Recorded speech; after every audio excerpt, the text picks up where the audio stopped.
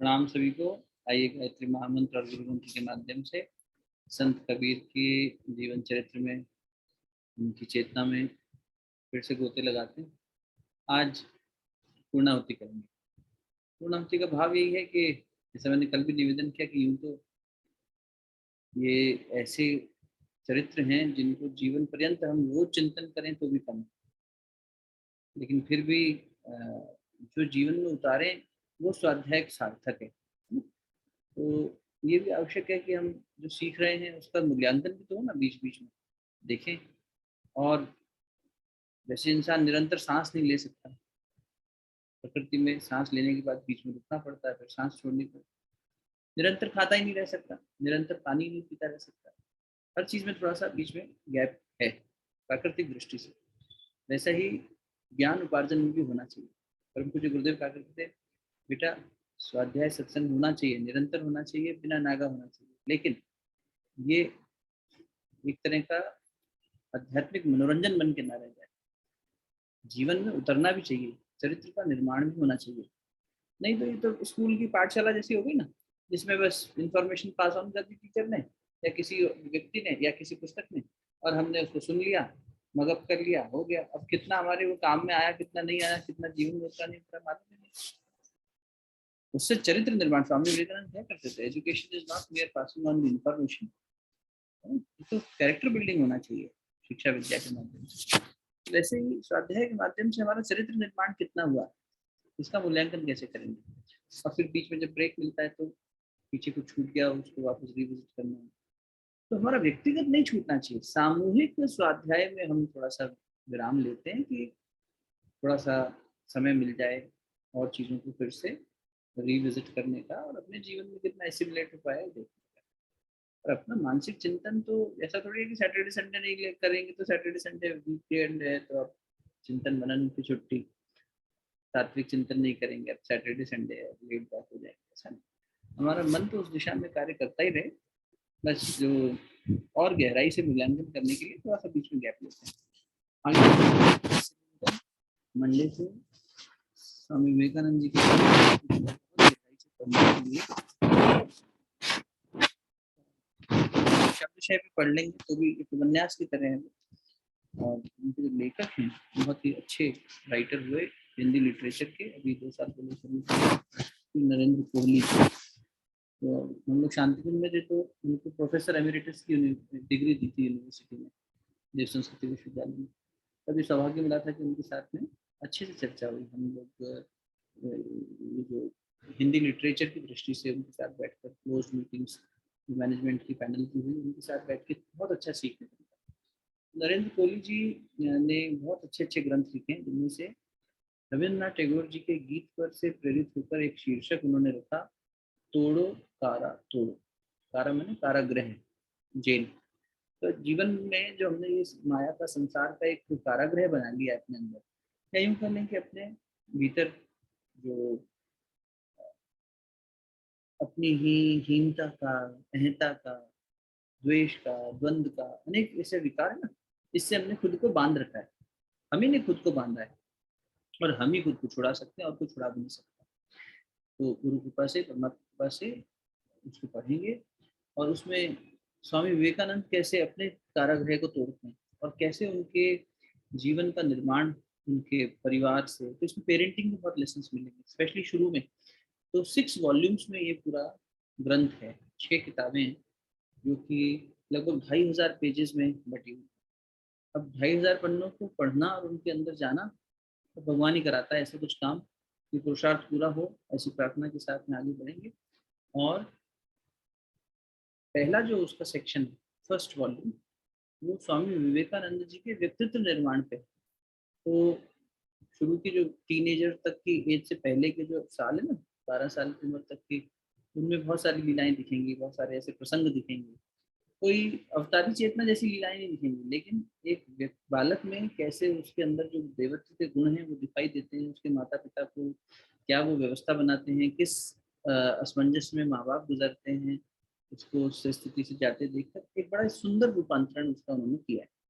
तो जब मैंने कहा कि उपन्यास जैसा है, उससे मतलब ऐसा नहीं है कि उन्होंने अपनी काल्पनिक चीजें उसमें डाल दी हैं। बहुत अच्छे शोध के बाद में स्वामी जी के जीवन को गहराई से स्पर्श, क्योंकि कई लोगों ने लिखा है स्वामी जी के ऊपर, लेकिन अच्छे तरीके से शोध करके और उसको सुंदर तरीके से प्रस्तुत किया हो अगर, उनमें से ऐसे लोग हर कोई नहीं कर पाया।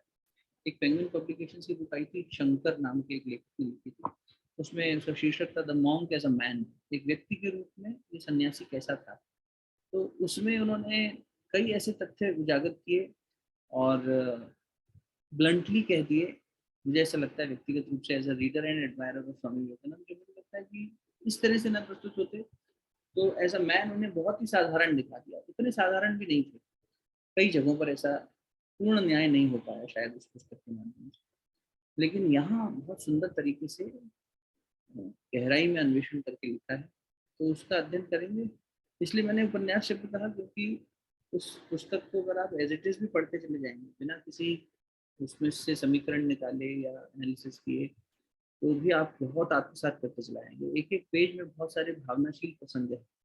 तो हम लोग एक इसलिए बार बार निवेदन कर रहा हूँ कि आप लोगों में से भी जो लोग समय निकाल सकें उसको ऑर्डर कर लीजिए, और अगर अभी ऑर्डर करने में दिक्कत हो या समय लगे, मैं कुछ तस्वीरें खींच के उसका पीडीएफ कन्वर्ट करके भेज दूंगा आपके पास। तो रीड करना और स्वाध्याय को साथ में सामूहिक रूप से लेके चलना थोड़ा सहज हो जाएगा।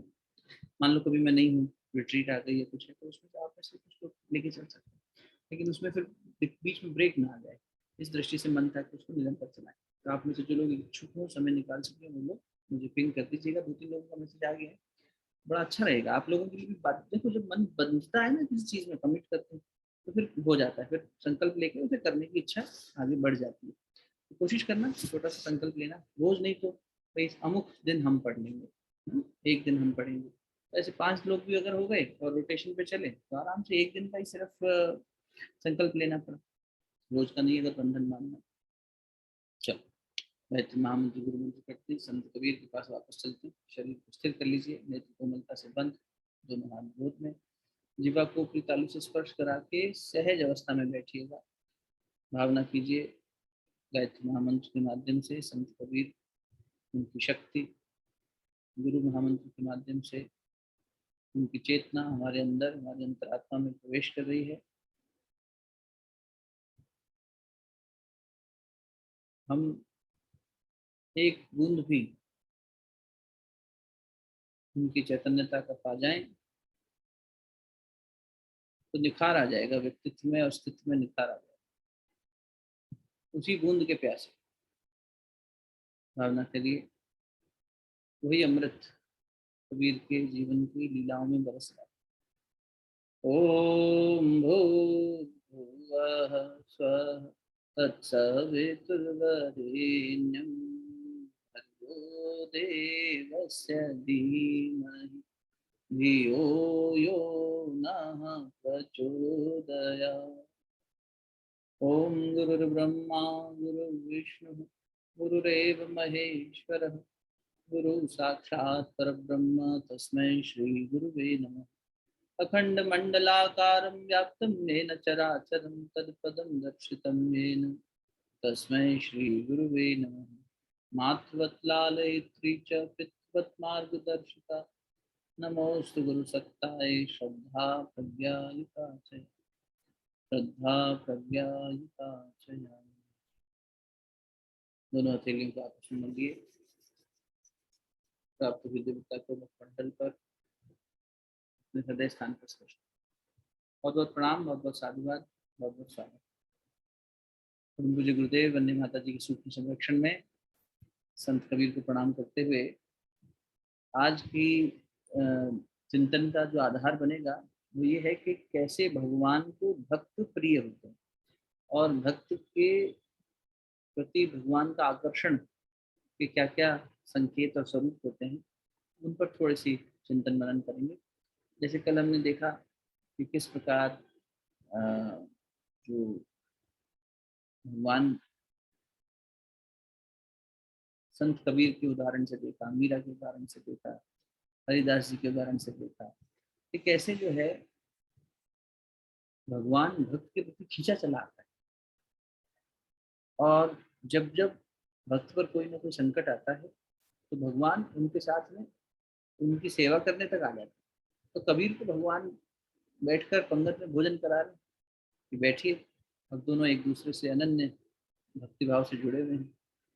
याद आ गया मुझे, आपने मैंने कहा था याद दिलाना, लेकिन मुझे दिलाया नहीं किसी ने। कल हम चर्चा कर रहे थे बलवंत जी की, है ना, कभी बलवंत देव जी की, कैसे गुरुदेव से उनका जो मुलाकात हुई थी, ये यहाँ पर प्रसंग चल रहा था कि ये जीवंत प्रसंग है। जीवंत प्रसंग मतलब ये संभव है, कईयों के साथ हुआ है कि जहाँ गुरु के साथ एक पल नैन मिल गए, वहीं बस वो है ना, जा जाप तिलक सब छीनी मुझसे नैना मिला। वो छाप नहीं, वो जाप शब्द है। हमने एक इंटरव्यू सुना आबिदा परवीन जी का, तो उसमें वो बता रही थी, सूफी सिंगर है पाकिस्तान की।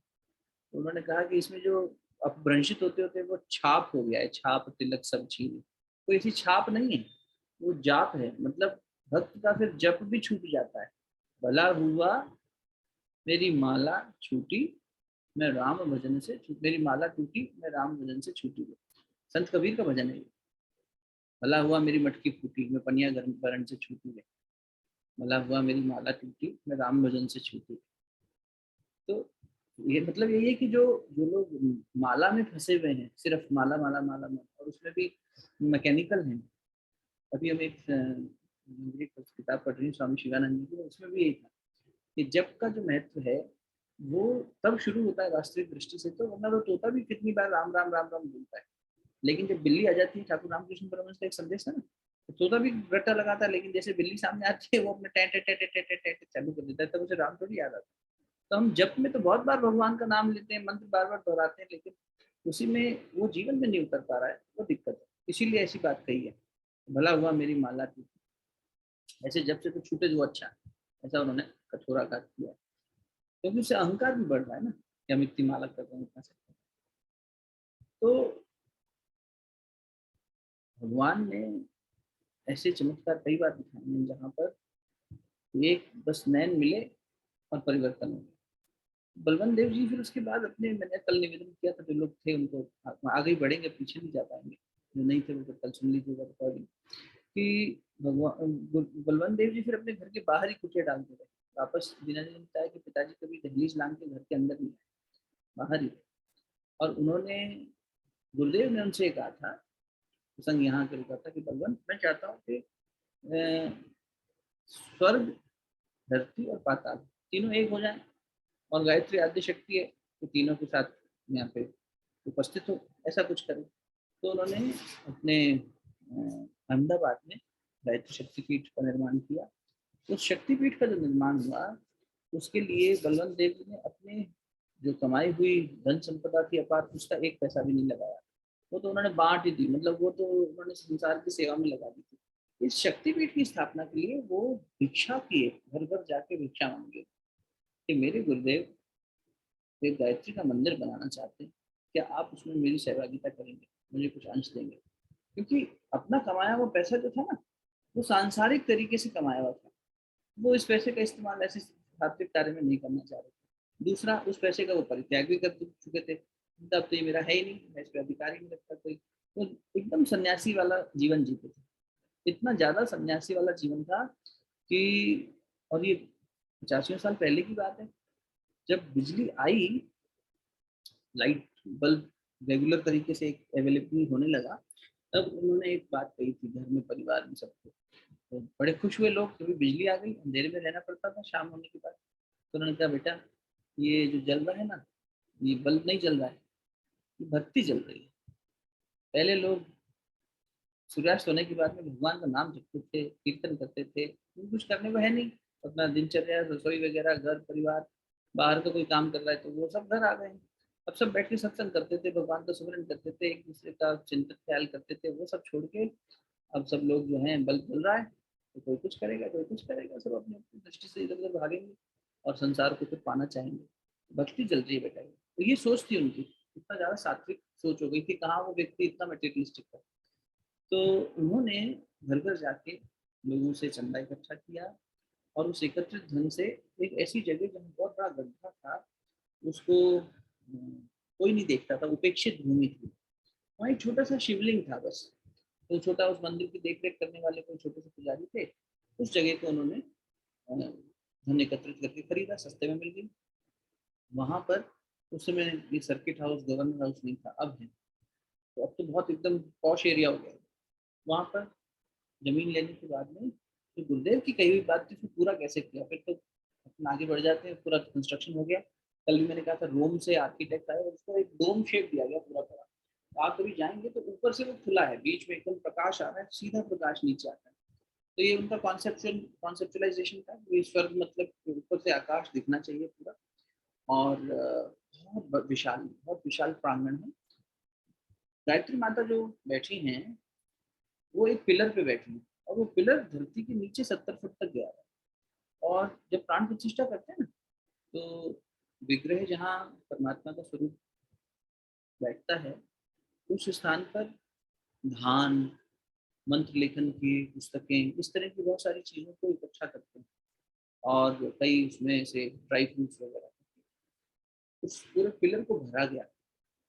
और उस पिलर के ऊपर, तो ये उनका कॉन्सेप्चुलाइजेशन था कि नीचे हम धरती माता के को इतना खोदें एक सीमा तक, और जहाँ तक गुरुदेव की प्रेरणा हुई वो खोदते चले गए। वहां से फिर पिलर डेवलप हुआ, और उस पिलर के ऊपर बैठी। तो आप कभी वहां जाएंगे तो बेसमेंट है पूरा, मतलब जैसे ऊपर तो मंदिर है सामने, और मंदिर के प्रांगण में फिर नीचे जाके पूरा आप परिक्रमा करके देख सकते हैं। वो पिलर जो है नीचे तक आया, नीचे जाके देख सकते हैं। तो इतना एक यूनिक वो बनाया। चलो, ये तो आर्किटेक्ट की यूनिकनेस हो गई और गुरुदेव के थॉट की यूनिकनेस हो गई। इसकी जब प्राण प्रतिष्ठा हुई तो बलवंत भाई के ही ब्रदर इन लॉ, साले साहब, बड़े अच्छे वैदिक पंडित थे। तो उनको ये लगा कि भाई परिवार में इतना बड़ा आयोजन हो रहा है, तो ये सौभाग्य उनको प्राप्त होगा कि वो प्राण प्रतिष्ठा करवाएं। प्राण प्रतिष्ठा करवाना उनको शायद आता हो वैदिक तरीके से, कर्मकांड तो उसका आता था।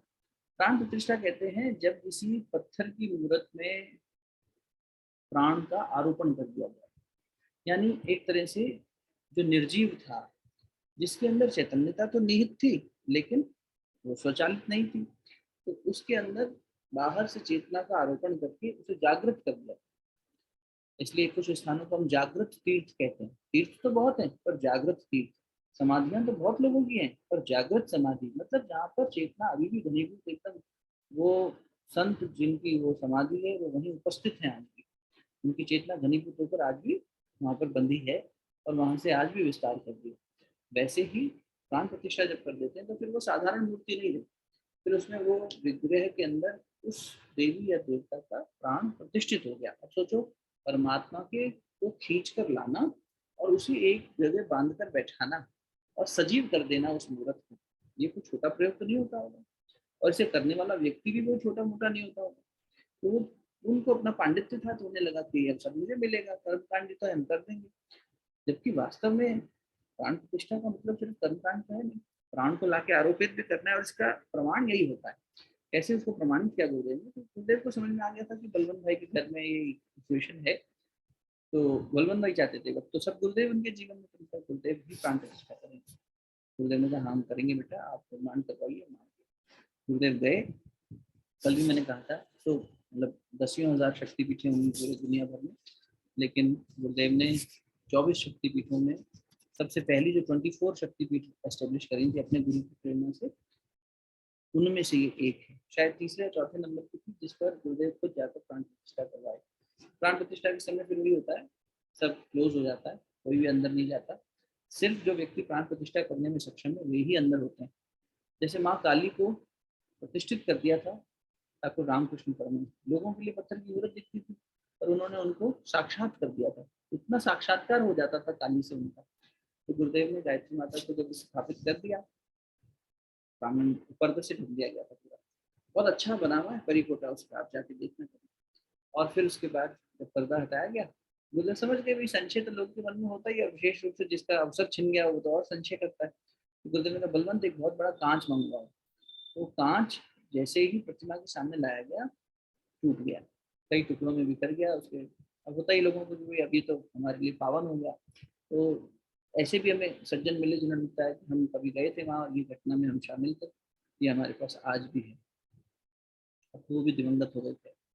तो ये कहने का भाव ये है कि हाँ, फिर मैंने कल एक तांत्रिक की बात भी आपसे करी कि प्राण प्रतिष्ठा वहाँ हो गई। अब वहां पर कुछ समय बाद एक तांत्रिक आया, तंत्र विद्या में कई ऐसे मारक प्रयोग होते हैं जिनको अगर सिद्ध कर लिया जाए तो मृत्यु पर विजय पाई जा सकती है या फिर दूसरे की मृत्यु को अपने वश में किया जा सकता है। ये जो तांत्रिक थे इनका कुछ ऐसा था कि इन्हें 100 शिव के मंदिर जाना है और अलग अलग मंदिर होने चाहिए, पौराणिक होने चाहिए। बाद में पता लगा कि वो जो शिव जी का मंदिर छोटा सा था वो भी बहुत पुराना शिवलिंग था, पौराणिक मतलब काफी पुराना था, उसकी अच्छी मान्यता थी। और अब तो वो भी काफी बढ़िया मंदिर सा बना हुआ है, जागृत है वो भी। तो वो उन्हें पता लगा अपनी तंत्र विद्या से कि वहां पर लोग उसे नहीं जानते, उपेक्षित मानते हैं, लेकिन बड़ा छोटा सा मंदिर मानते हैं, लेकिन वहाँ एक शिव जी का मंदिर है। तो वो शिव मंदिर की उपासना की दृष्टि से वहां तक पहुंच गया।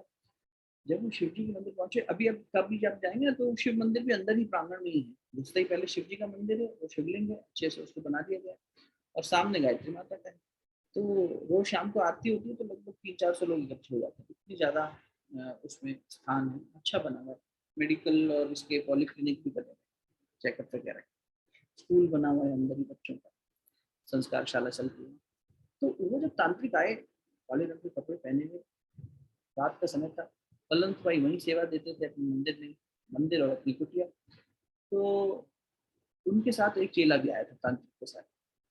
वो अपना शिव मंदिर में उपासना करके जब चलने लगे तो सोचे कि एक बार ये देखें तो सही, बड़ा आकर्षण सा हुआ उन्हें। तो वो गए और वहां जाकर बैठ गए।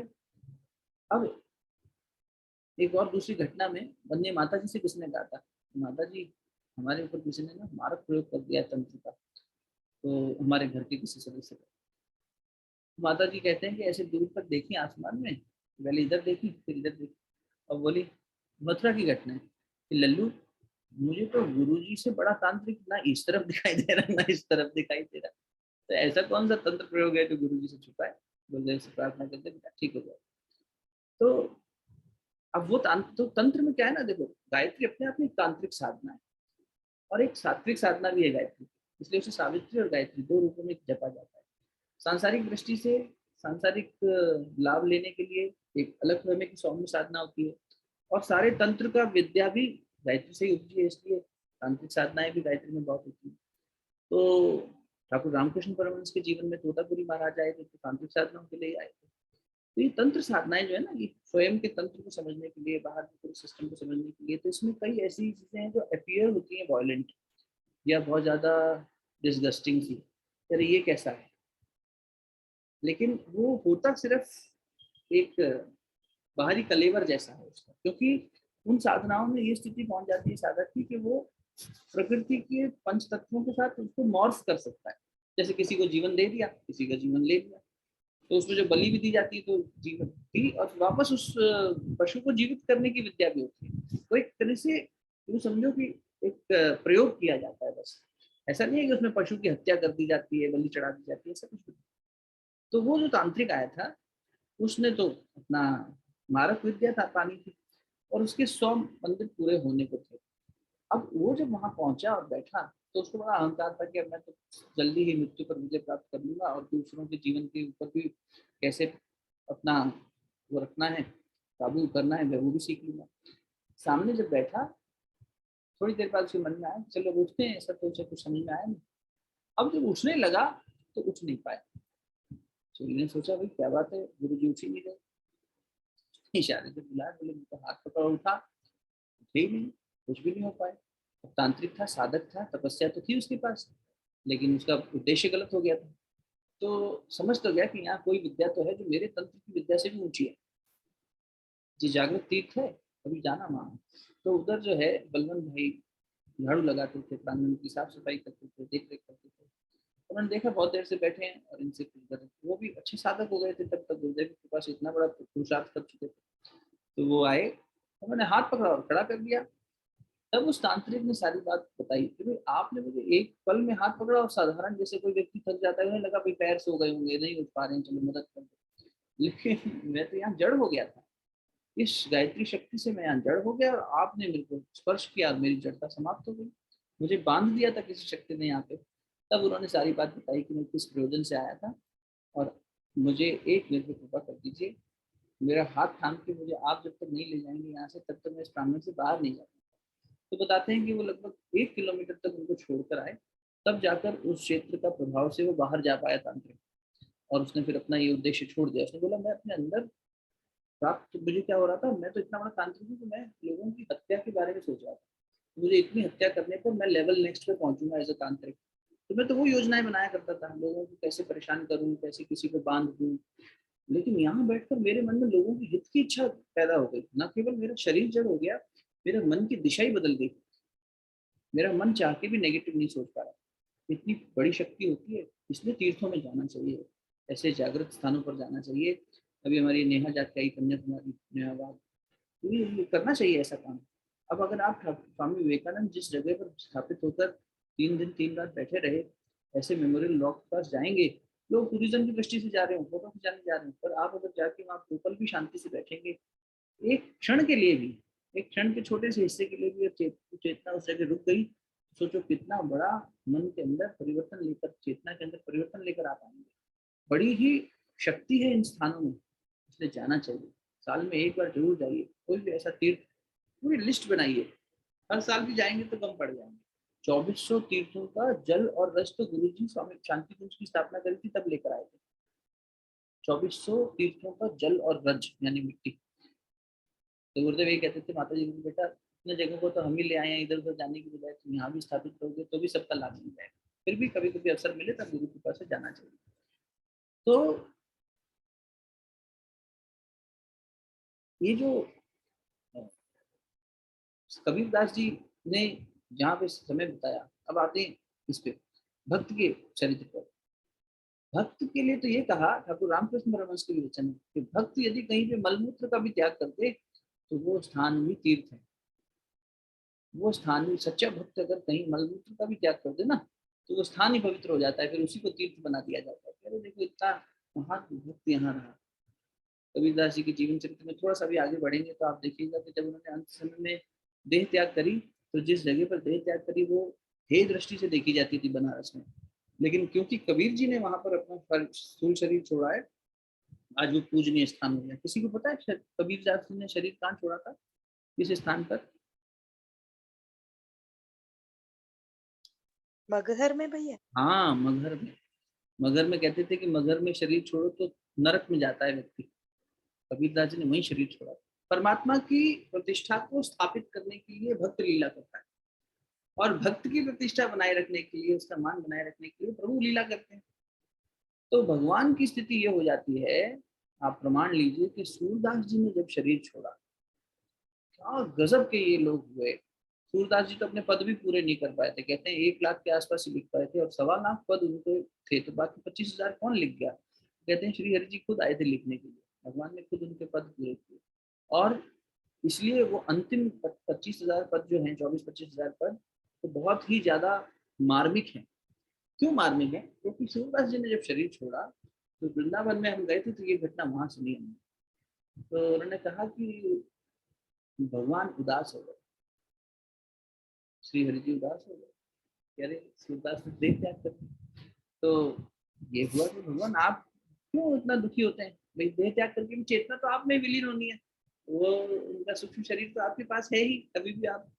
तो बोले कि नहीं, स्थूल शरीर से देखो शरीर का महत्व कितना है, इसको अगर हम साधना से भक्ति से परिमार्जित कर दें तो भगवान को भक्त का शरीर भी प्यारा होता है। भगवान बोले जिस शरीर से, भाई देखो इसीलिए मनुष्य जीवन सबसे बड़े भाग मानुष तन पावा। इस मुख से ही तो श्री का नाम ले रहे हो, भगवान का नाम ले रहे हो, इन नेत्रों से ही तो उनकी कल्पना कर रहे हो, देख रहे हो, इन कानों से ही तो उनका श्रवण कर रहे हो। भगवान ने यही कहा कि जब उस देह से गुनगुनाता था, गाता था, सूरदास स्थूल नेत्रों से नहीं देख पाते थे, मन के नेत्रों से देखते थे, लेकिन उस वाणी से जब वो गाते थे, वो मैं कहाँ सुनूंगा।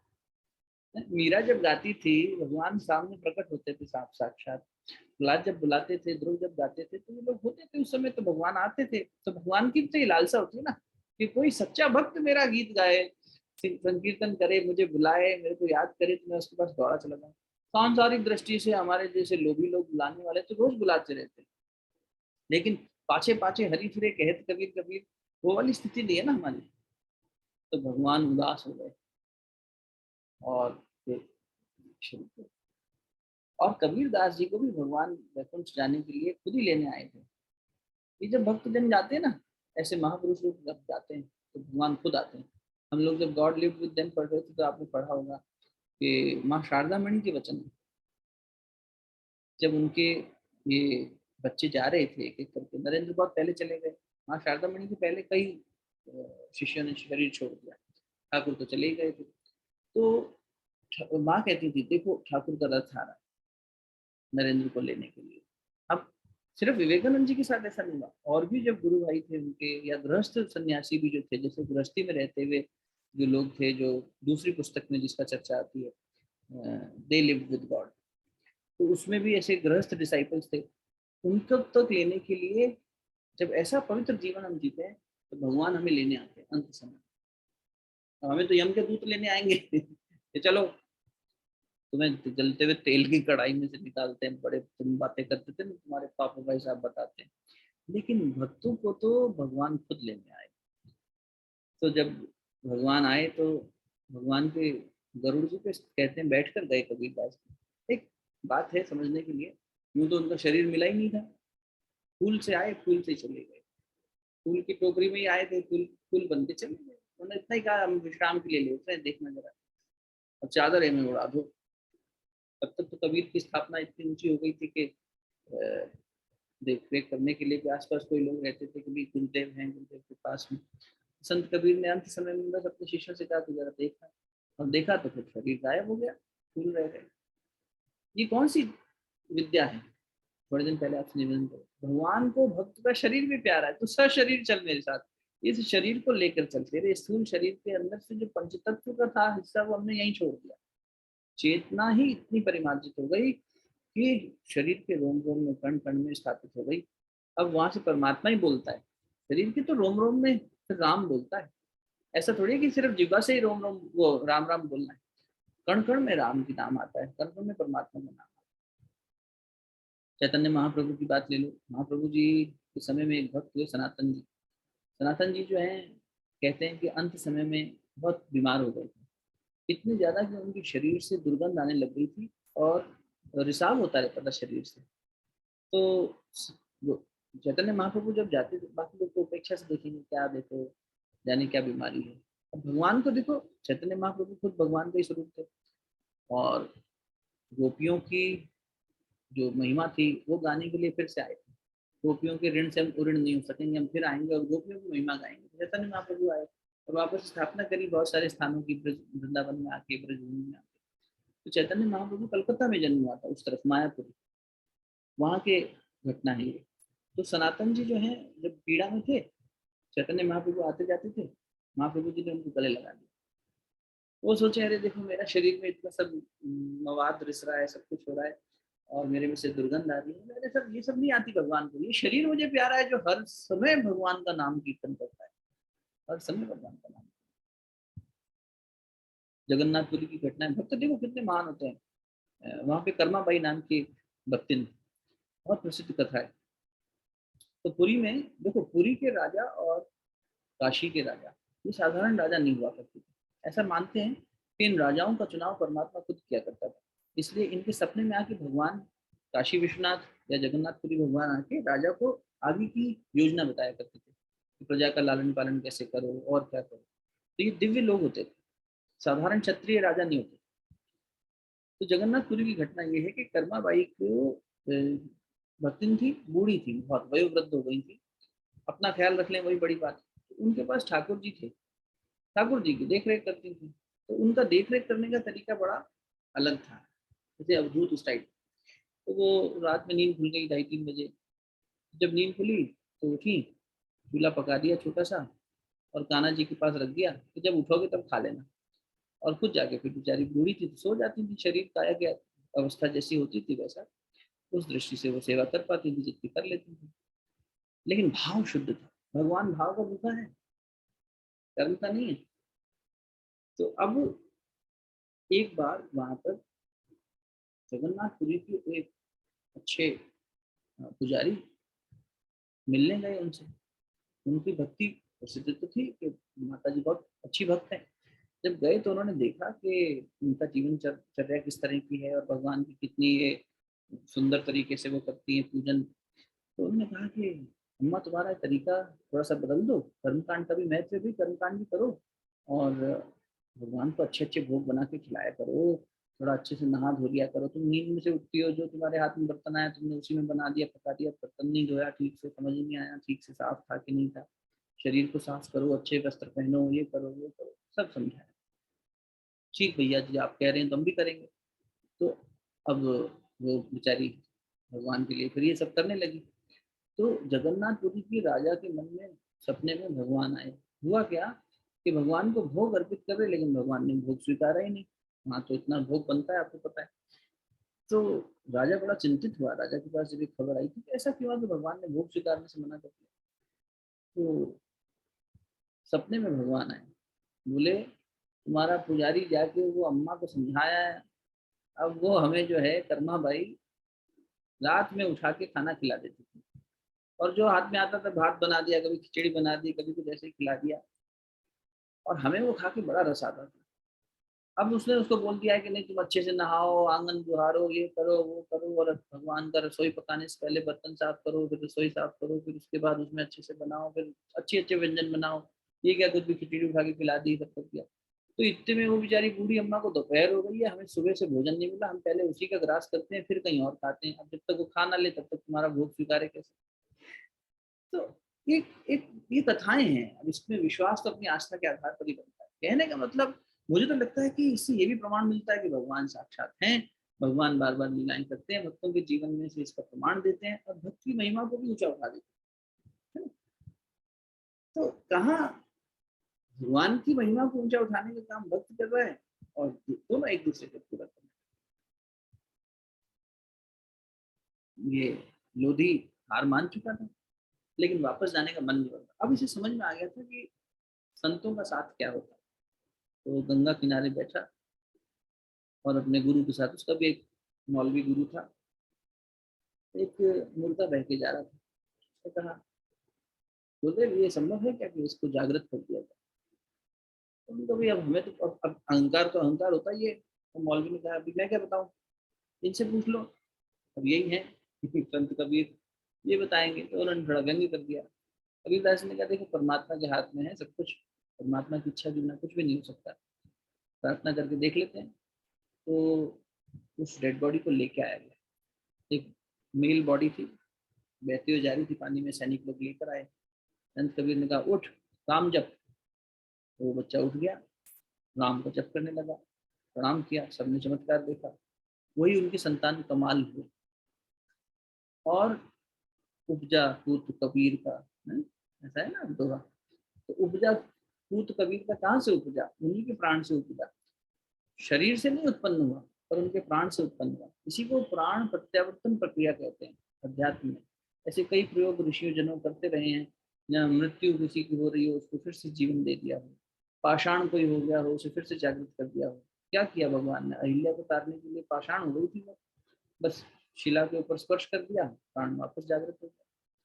जो अभी हम प्राण प्रतिष्ठा की बात कर रहे थे, तो परमात्मा सत्ता के लिए प्राण प्रतिष्ठा की जाती है, और हमारे में जब प्राण को स्थापित किया जाता है तो वो प्राण प्रत्यावर्तन किया जाता है। यानी प्रत्यावर्तन मतलब जो है प्राण उसी को वापस और आगे बढ़ा दिया, एक और एक फेज खत्म हो गया था प्राण का प्रकृति की दृष्टि से, तो गुरु ने अपने तब से जागृत कर दिया। ये हस्तक्षेप गुरु कर सकता है विशेष ओकेजन्स पर। चमत्कार दिखाने के लिए जो करते हैं वो गलत है, लेकिन विशेष कार्यों के लिए, परमात्मा सत्ता के कार्यों के लिए ऐसे अनेक उदाहरण अगर आप भी खोजेंगे आपके आसपास ऐसे भक्त मिल जाएंगे निश्चित रूप से, आज के समय में भी, जिनके जीवन के अंत समय में परमात्मा ने, गुरु ने आके हस्तक्षेप किया, और आगे का एक एक्सटेंशन दे दिया कि इतने अब तुम और जब जीना, अभी मरना नहीं, अभी काम करो, भगवान का काम करो। इसी का तो बहुत है ऐसे प्रसंग, और विश्वसनीय प्रसंग है, ऐसा भी नहीं काल्पनिक बात।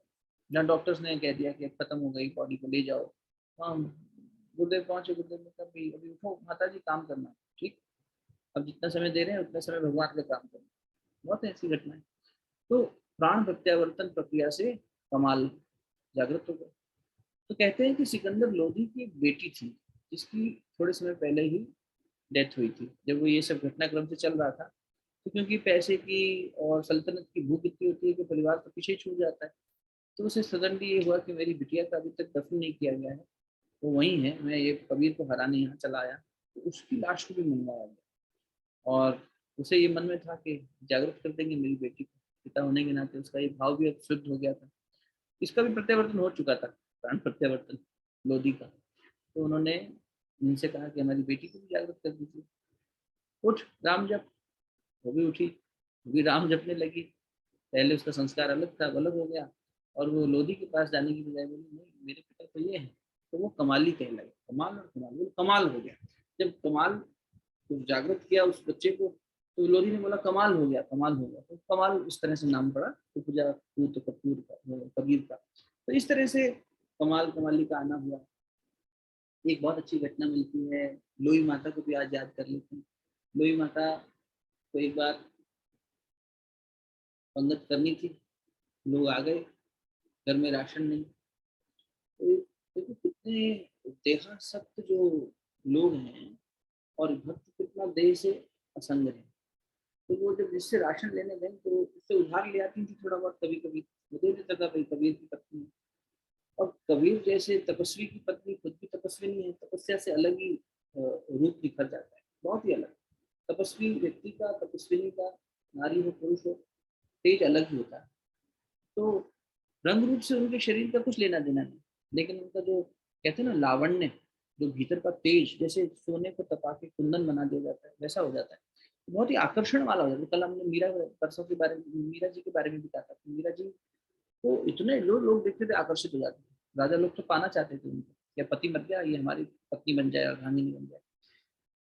तो उस राशन देने वाले व्यक्ति की, व्यापारी की बुरी नजर थी। तो एक दिन उसने मौका देख के ये प्रस्ताव रखा कबीर की पत्नी लोई माता को, कि अब उसे लगा कि आज तो इसकी बहुत जरूरी है, तो लाभ लेना चाहिए इस अवसर का। और उसने अपनी बात रख दी कि मैं तुम्हें राशन दे दूंगा, पर रात को तुम्हें आना होगा। तो जो प्रत्युत्तर लोई माता ने दिया, उन्होंने कहा बस इतनी सी बात, ठीक है हम आ जाएंगे। ताजुब हो गया इसको, थोड़ा सा हेजिटेट कर रहा था, लेकिन सामने से यस आ गया आंसर, तो इसने राशन दे दिया। अब उसे लगा लेकिन ये बात शायद ठीक नहीं होगी, मतलब ऐसा वो आएंगी कि नहीं आएंगी पता नहीं। मन में लालच तो था, वासना तो थी। तो रात तेज बारिश होने लगी, तो उसने पूरी उम्मीद छोड़ दी कि शायद ही आए। थोड़ी देर बाद दस्तक हुई। दस्तक हुई तो देखा कि वही माता आई हुई है, और बारिश में आई है और भीगी भी नहीं है इतनी ज्यादा। पूछे आप कैसे आए हैं? बोले कबीर छोड़ने आए हैं। कबीर छोड़ने आए हैं? बोले हाँ संत कबीर आए थे घर पे। उन्होंने मुझसे पूछा कि आज ये रात को आपको कहाँ जाना है। तो मैंने बता दिया कि तुम्हारा प्रस्ताव था, प्रस्ताव पूरा करना, तुम्हें ये शरीर चाहिए था ना, मेरी देह भी तो चाहिए थी, मुझे थोड़ी तुम स्पर्श कर पाओगे, ये लोग मेरी देह उपस्थित है। तो वो पगला गया कहते हैं, वो दौड़ आ गया और कबीर के पैरों में लौट गया, शिष्य बन गया कबीरदास जी का। ये लोई माता कैसी बात कह रही है, और वो कह रही है आप ही छोड़ने आए हो। तो बोले बेटा शरीर हमारा ये मिट्टी का है, तुझे मिट्टी चाहिए ले ले, मिट्टी तो चाहिए। तो देखो कितना अनासक्त भाव, कितना अनासक्त भाव।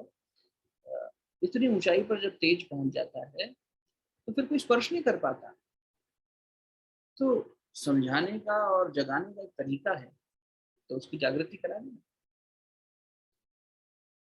तो ऐसे कई घटनाक्रम से कबीरदास जी के परिवार का जीवन भी गुजरा, जहाँ केवल कबीर ही नहीं, उनके परिवार के सदस्यों के तपस्या का और भक्ति की ऊंचाई का प्रमाण मिलता है। अंत समय की घटना ले लेते हैं, फिर कुछ भजन करेंगे, ध्यान करेंगे। कि जब शरीर त्याग का समय आ गया, और ये लगा शरीर त्याग मतलब शरीर को लेके गए, शरीर तो चला ही गया, वैसे शरीर गए थे, पर संसारिक दृष्टि से शरीर मिला ही नहीं। तो जब ये हुआ कि अंत समय उन्होंने तय किया कि जाना है, तो जाते जाते ये लीला और कर गए। और वो लीला भी सिर्फ इसलिए नहीं कि कबीर की ख्याति हो जाए, भगवान की ख्याति के लिए, कि परमात्मा के को याद करते हुए जहाँ भी शरीर छोड़ा जाए वो जगह तीर्थ होती है। जैसा अभी नीलम ने बताया कि मगहर नाम के स्थान पर संत कबीर ने देह त्याग किया। तो मगहर के लिए, मगहर की कहानी क्या थी, पौराणिक कथाओं में कथा आती है, एक राजा था त्रिशंकु राजा। उसने विश्वामित्र जी को गुरु बना लिया। विश्वामित्र जी उस समय पूर्ण रूप से ऋषि रूप में स्थापित नहीं हुए थे, सबका बल तो आ गया था, पर उनके मन में वशिष्ठ के प्रति, अपने गुरु के प्रति ये था, द्वेष का भाव था। वो इतना था कि गुरुदेव जो कहेंगे हम उसका उल्टा करेंगे, किसी ना किसी तरीके से गुरुदेव की बात को हमें काटना ही काटना है। तो एक तरह का दोनों के बीच में ये चलता रहता था युद्ध। तो विश्वामित्र जी के पास त्रिशंकु आए कि मैं वशिष्ठ जी के पास गया था और मैंने कहा मुझे सशरीर स्वर्ग जाना है, तो उन्होंने मना कर दिया, वो नहीं संभव नहीं है, नहीं करना। तो विश्वामित्र जी ने कहा अगर वशिष्ठ जी ने मना किया है, गुरु जी ने मना किया, तो हम तो करवा के रहेंगे, तुम चलो, हम तुम्हें लेके चलते हैं स्वर्ग।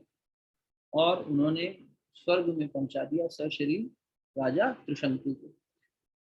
इससे पहले विश्वामित्र के नाम से लोग वहां इसलिए डरते थे कि वो हरिश्चंद्र की ख्याति स्थापित कर चुके थे।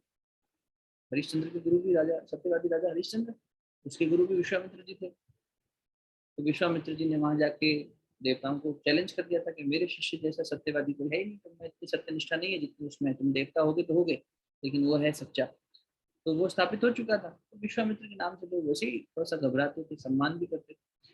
तो त्रिशंकु जब वहां पहुंचे, इंद्र अपने ईगो में, इंद्र ने कहा भाई देखो, सशरीर यहाँ तुम नहीं आ सकते, ये मलमूत्र का पिटारा लेके यहाँ नहीं आ सकते, यहाँ पे तो सूक्ष्म शरीर से, देवताओं के शरीर से आया जा सकता है, ये देव योनि है, तुम सशरीर कैसे आ गए। ऐसा गुस्से में आके उसने ऐरावत हाथी से धक्का दिला के उसे नीचे पटक दिया। रथ से उतरने भी नहीं दिया त्रिशंकु को, तो रथ समेत त्रिशंकु नीचे गिरने लगा। पौराणिक कथा है। गिरने लगा तो उल्टा हो गया, रथ ऊपर और ये नीचे, सर नीचे की ओर और धरती की तरफ गिरने लगा और चिल्लाने लगा, आवाज देने लगा, गुरुदेव बचाओ। विश्वामित्र जी तप कर रहे थे, उनका ध्यान गया उस तरफ, उन्होंने हाथ ऊपर करके वही हवा में रोक दिया। और अब देखो, उतनी देर में मन में तो ये आया, अरे इंद्र ने ऐसा किया, चलो अब हम नया स्वर्ग बनाएंगे, नई सृष्टि का निर्माण करेंगे। तो विश्वामित्र अपनी सृष्टि के निर्माण में लग गए कि अब नया स्वर्ग, नया सृष्टि, सब कुछ नया बना देंगे। तो इतनी देर ये भाई सब टंगे रहे ऊपर। तो कहते हैं कि त्रिशंकु टंगे रहे तो उनकी लार जो गिर रही थी ना, सलाइवा, उससे एक नदी बनी, कर्मनाशा नदी। और जितने स्थान पर उसकी शैडो और उसके रथ की शैडो गई, वो जो स्थान था वो एक तरह से लोगों की दृष्टि में ये हो गया कि ये गलत स्थान हो गया। उस स्थान को मगहर कहते हैं, बनारस में है स्थान, बनारस में। तो मगहर जो है, वहां पर जब किसी को अगर वहां मरे तो वो नरक में जाएगा, ऐसा स्वर्ग में नहीं जा सकता, क्योंकि त्रिशंकु को खुद ही स्वर्ग से धक्का मार दिया गया था, ये तो स्वर्ग में पहुंच ही नहीं पाया। तो इसलिए यहाँ जो शरीर त्याग करेगा वो नरक में जाएगा, ऐसी वहाँ के बारे में मान्यता थी। लेकिन भगवान की ख्याति बनाए रखने के लिए और इन भ्रांतियों का अंतिम श्वास तक नाश करने के लिए कबीर ने हमेशा, गुरुदेव भी कहते रहे, बेटा परंपराओं की तुलना में विवेक को महत्व दो। ये सब क्योंकि चलता आ रहा है इसलिए चलने दो, ये समझदारी नहीं। अगर कोई परंपरा चलती आ रही है उसको तौल के देखिए, सही लगे आगे बढ़िए, उसको समझिए अच्छे से, हर तरीके से टटोल के देखिए।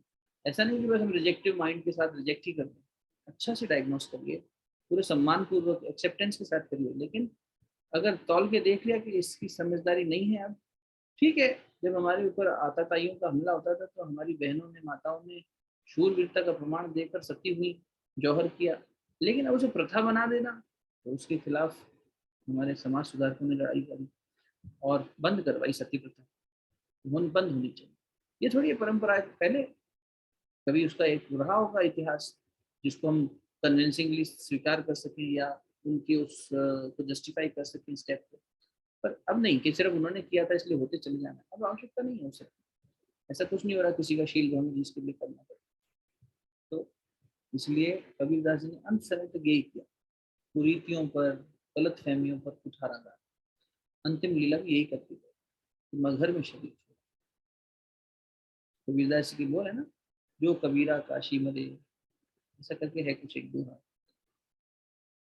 जो कबीर जब काशी में जा दम तोड़े और राम के पास पहुंचे, उस अविनाशी की गोद में हम बैठे बैठे चले जाएं, ऐसा करके एक उनका पद है। तो ऐसे संतों को, ऐसे भक्तों को दैनिक रूप में भी अपने जीवन का उपासना का हिस्सा बनाए रहना चाहिए। भले कोई एक पद ही हम रोज उनका गाएं, कोई एक दोहाई उनका रोज गुनगुना लें, चिंतन कर लें, एक भी उठा लिया ना, एक भी एक पद को हम मान लें तो ये कहते हैं कि कबीर का एक दोहा हम रोज अपने जीवन चरित्र में उतारें, इससे अच्छी पूर्णाहुति कुछ नहीं हो सकती। मान लो हमने आज के लिए ये कहा कि ऐसी वाणी बोलिए मन का आपा और उनको शीतल करे, आपको शीतल हो। तो हम दिन भर मीठा बोलेंगे, अच्छा बोलेंगे, कोई बात अगर समझानी भी है तो क्रोध में आके, उत्तेजना में आके नहीं कहेंगे, प्रेम पूर्वक भाव से कहेंगे। साधना तो करके देखें, सच बराबर तब नहीं, झूठ बराबर पाप, जाके हृदय साच ताके थे आप। तो आज हम सत्य की साधना करेंगे, करके तो देखें, क्यों। कोई भी एक उठा के देख लीजिए, एक एक दोहे का अगर एक एक दिन का भी हम सिर्फ अभ्यास बनाएंगे और 30 दोहे हम सिलेक्ट कर लें, 30 दिन का अभ्यास बना लें, हकीकत मानिए जीवन बदल जाएगा। अरे 30 नहीं 12 दोहे ले लीजिए, 1 महीना एक का अभ्यास करेंगे, 12 महीने कबीर को रोज अभ्यास करेंगे, 1 साल बाद का अपना जीवन उठा के देख लो, 1 साल पहले कहाँ थे और आज हमारी चेतना कहाँ है। प्रयोग करना तो शुरू करे साधक, तब होने लग जाता है। नहीं करे तो फिर यही है कि हाँ सत्संग हुआ, बड़ा मजा आया, ये लीला सुनी, वो कहानी सुनी, ये इन्फॉर्मेशन ट्रांसफर हुई, हो गया, उसमें मजा नहीं। हमारा जीवन परिमार्जित होना ही चाहिए, ठीक है ना, उसी की निरंतरता बने। आइए छोटा सा ध्यान करेंगे और थोड़े से संकीर्तन के माध्यम से भी, और चेतना के अंदर उतरने का प्रयास करें। व्यवस्था बना लीजिए, लाइट्स डिम कर लीजिए।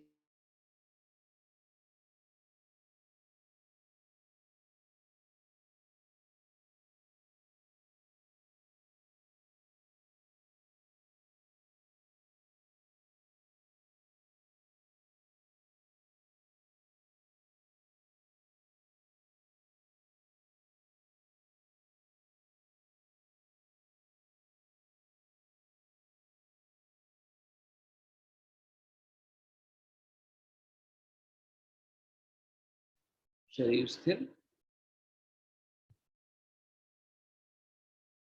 नेत्र कोमलता से बंद,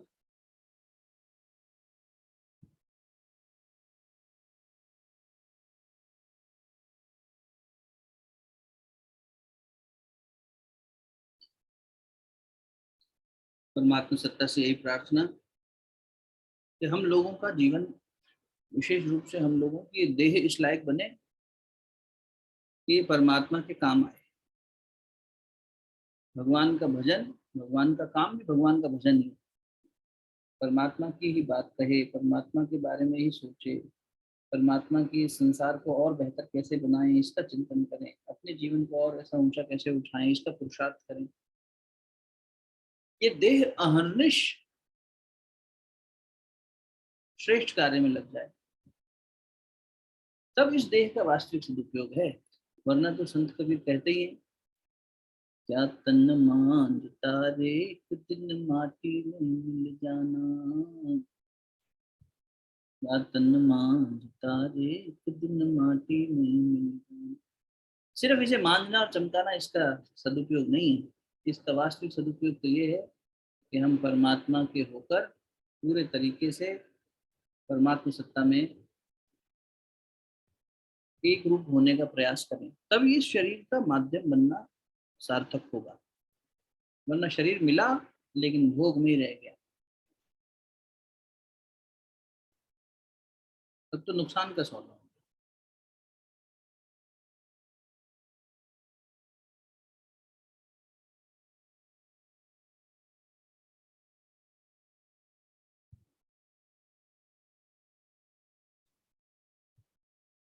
भोगवादियों के लिए, हमारे लिए जोगीदास जी कहते हैं कि ये भीतर की चेतना जो है ना, इसी पर ध्यान दो। लेकिन जो व्यक्ति चेतना से जुड़ेगा वो तो शरीर के माध्यम से जुड़ेगा ना, इसलिए शरीर भी पवित्र होता चला जाएगा।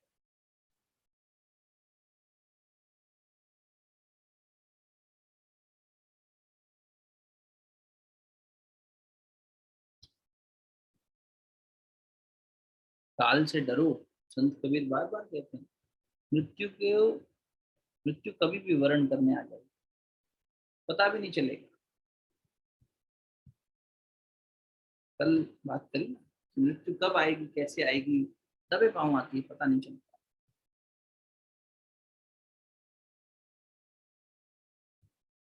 और फिर जब वो यमदूत आते हैं ना, तो उनसे छूटना संभव नहीं है, संभव ही नहीं है कि उनसे छूट पाए, असंभव है।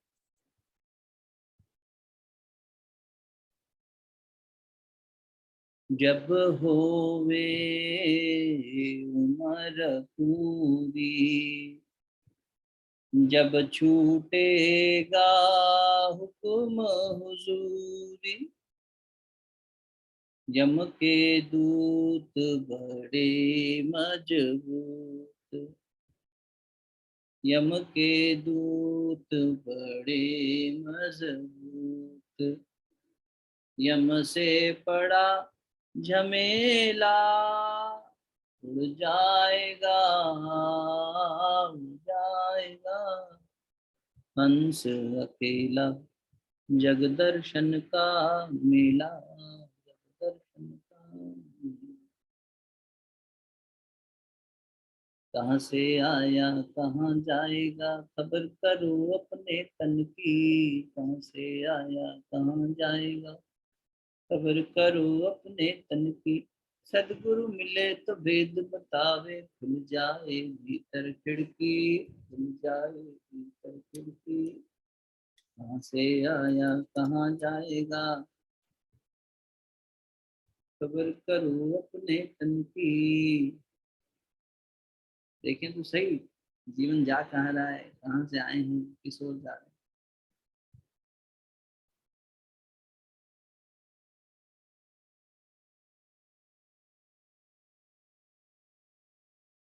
हैं। बाहर बैठा ध्यान लगावे, भीतर सुरता रही अटकी। बाहर बैठा ध्यान लगावे, बाहर से तो हम ध्यान लगाए दिखते हैं, पर मन बार बार कहीं जाके अटक जाता है।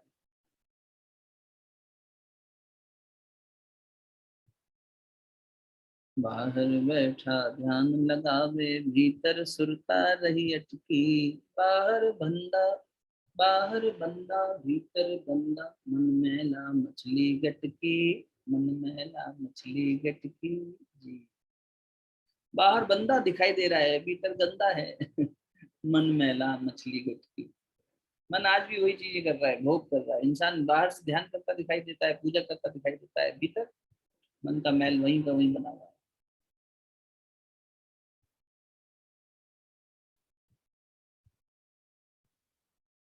और मेरे जैसों के लिए तो संत कबीर ने और बड़ी गाली दे दी।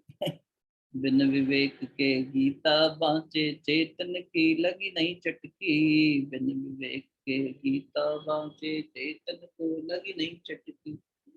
कहे कबीर सुनो भाई साधु, आवागमन में अटकी। कहे कबीर सुनो भाई साधु, आवागन में लिया भटकी। जी।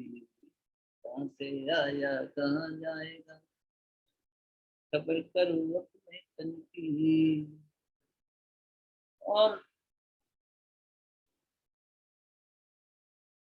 भक्त की ऊंचाई पर स्थित चेतना जब होती है, तो वहां पर भी संकेत कर गए, अवधूता युगन युगन हम योगी।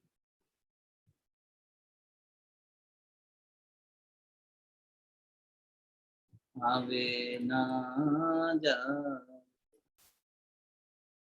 मिटे ना कबहू, कबहू कबद अनाथ भोगी। अवधूता युगन युगन। अपनी मढ़ी में आप मैं डोलूं, डोलूं, खेलूं सहज स्वेच्छा। बंधुता युगन युगन।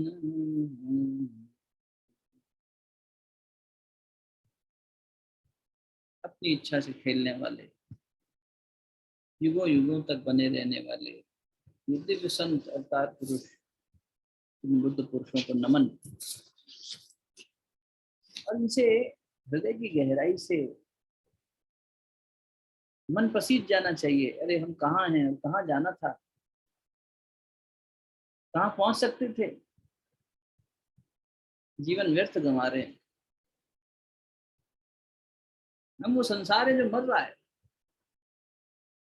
उसी संसार में पड़े हैं। और जो चेतना अमर है उसको छोड़े जा रहे हैं,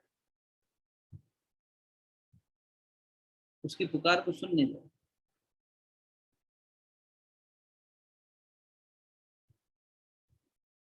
साकत मरे संत जन जीव, भरी भरी राम रसायन पीवे। साकत मरे संत जन जीव, भरी भरी राम रसायन पीवे। हम न मरे, संसार। कहे कबीर मन मन ही मिला, अमर भय सुख सागर पावा। हम न मरें संसार, हम न मरें संसार।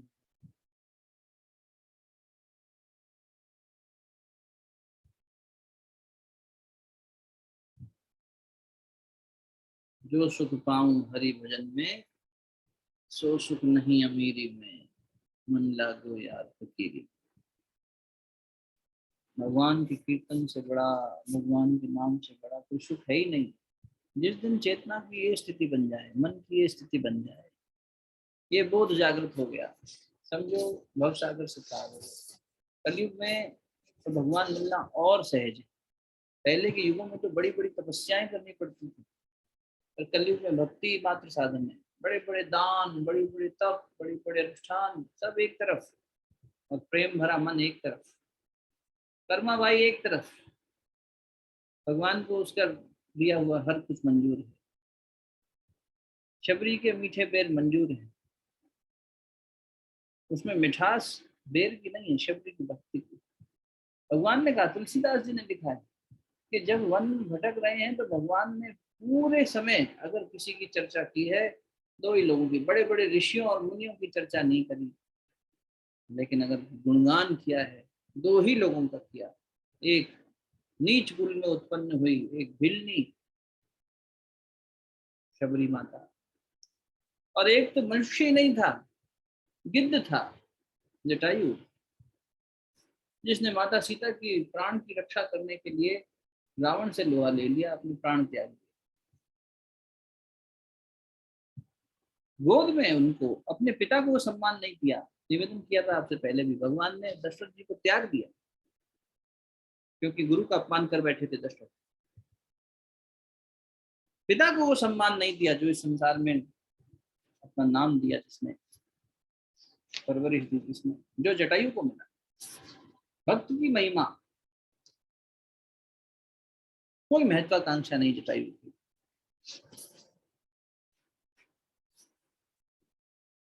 जीवन वो हो कि गुरु भी गुणगान करे। अरे ये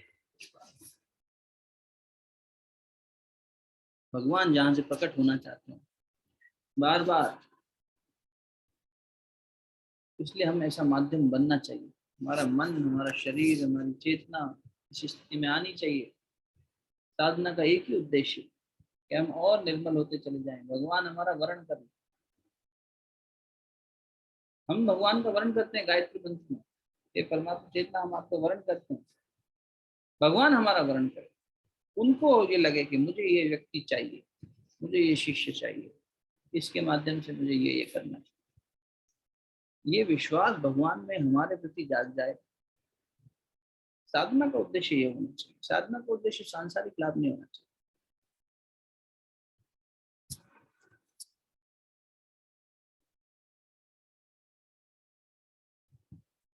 तब ये बात आती है, कहे कबीर मन मन ही मिलावा। अरे मन ही मन में मिल गया, अमर भय सुख सागर पावा। अब क्या, जो अमर था उसी के साथ हम जुड़ गए। अब हरि मरेगा ही नहीं तो हम भी नहीं मरेंगे। हरि न मरे हम काहे को मरे। तो जीवन आ रहा, जो सबको जीवन दे रहा है वो हमारे साथ है, हमारे भीतर है।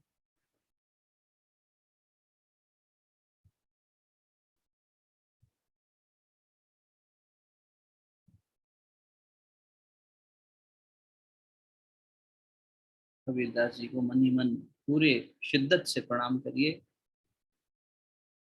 उस परमात्मा चेतना को, गुरु चेतना को प्रणाम करिए, जिनकी असीम अनुकंपा से ये त्रुटिपूर्ण पुरुषार्थ पूरा हो पा रहा है। मैं बार बार इस बात पर जोर देता हूँ और फिर से कहूँगा कि ये साधारण बात नहीं हो रही।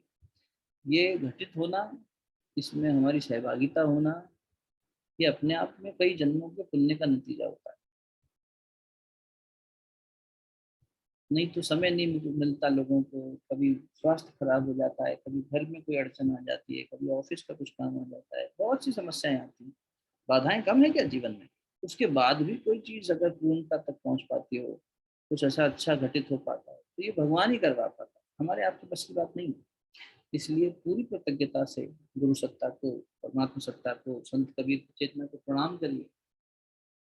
अपने माँ बाप को प्रणाम करिए, उन्होंने ऐसे संस्कार दिए, ऐसा वातावरण दिया कि हमारे अंदर ये उत्कंठा बनती है थोड़ी सी।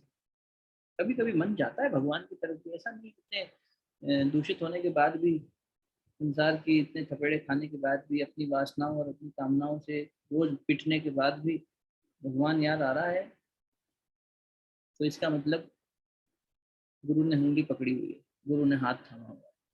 उस समर्थ गुरु को प्रणाम करते हुए शांति पाठ करेंगे। ओम द्यौ शांति अंतरिक्षं शांति पृथ्वी शांतिरापः शांतिरौषधयः शांति वनस्पतयः शान्तिर्विश्वे देवाः शान्तिर्ब्रह्म शान्तिः सर्वगं शान्तिः शान्तिरेव शान्तिः सामा शान्तिरेधि। ओम शांतिः शांतिः शांतिः सर्वारिष्टसु शांतिर्भवतु। दोनों हाथ जोड़कर मस्तक झुकाकर प्रसन्न चित्त से कृतज्ञता के भाव के साथ में भगवान को नमन करें। कण कण में व्याप्त परमात्मा सत्ता को, गुरु सत्ता को नमन, जिनकी असीम अनुकंपा से ये संभव हो पाया।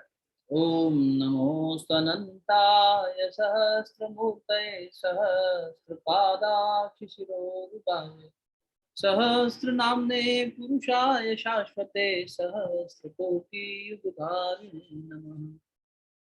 ॐ असम्भवं सम्भवकर्तुमुद्यतं प्रचण्डझञ्झावतिरोधसक्षमं युगस्य निर्माणकृते समुद्यतं परं महाकालमहं नमाम्यहम्। परं महाकालमहं नमाम्यहम्। दोनों हथेलियों को अच्छे से आपस में मिलिए। प्राप्त हुई ऊर्जा को, दिव्यता को, मंत्र की शक्ति को मुखमंडल पर, हृदय स्थान पर स्पर्श करें। बहुत बहुत बहुत बहुत प्रणाम सभी को, और आपका आभार आने के लिए सत्संग में। और यही प्रार्थना फिर से, हम सबका जीवन यहाँ से फिर आगे, जब हम पीछे मुड़ के देखें ना कि हमने संत कबीर के साथ कुछ समय बिताया था, तो हमें दिखना चाहिए कि हाँ, इसके बाद हमारी प्रगति एक अलग दिशा में चल पड़ी। और आज हम जिस पड़ाव पर हैं, पीछे मुड़कर देखें कि हाँ, जून के समय में जब हमने कबीर जयंती मनाई थी, वहाँ से हम बेहतर, वहाँ से हम आगे उठ चुके हैं। ये प्रगतिशीलता बनी रहे, ऐसी शुभकामना सभी के लिए। बहुत बहुत मंगल कामनाएं। फिर सोमवार से स्वामी विवेकानंद जी के जीवन चरित्र पर आगे सत्संग रहेगा, लंबी यात्रा चलेगी। आप सबका उसमें भी स्वागत है, बने रहिएगा।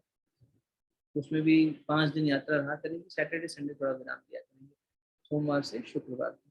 ठीक है, आधे घंटे का रखेंगे उसको, 30 से 40 मिनट मैक्सिमम, उसको ज़्यादा ऐसा नहीं लेंगे। व्याख्यापूर्ण कम होगा, वो सेल्फ ओरिएंटेड ज़्यादा होगा, इसीलिए आप सबका उसमें स्वागत है। जो लोग सहभागिता एक्टिवली करना चाहें, वे भी अपने संदेश भेज दीजिएगा। साथ मिलकर उपन्यास रूप में पढ़ेंगे, जहाँ जहाँ जरूरत होगा वहाँ रुक के उसमें अन्वेषण भी करेंगे। ऐसा नहीं सिर्फ पढ़ के खत्म करना है एक ग्रंथ, ऐसा नहीं।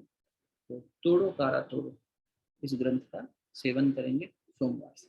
बहुत बहुत प्रणाम, शुभ रात्रि।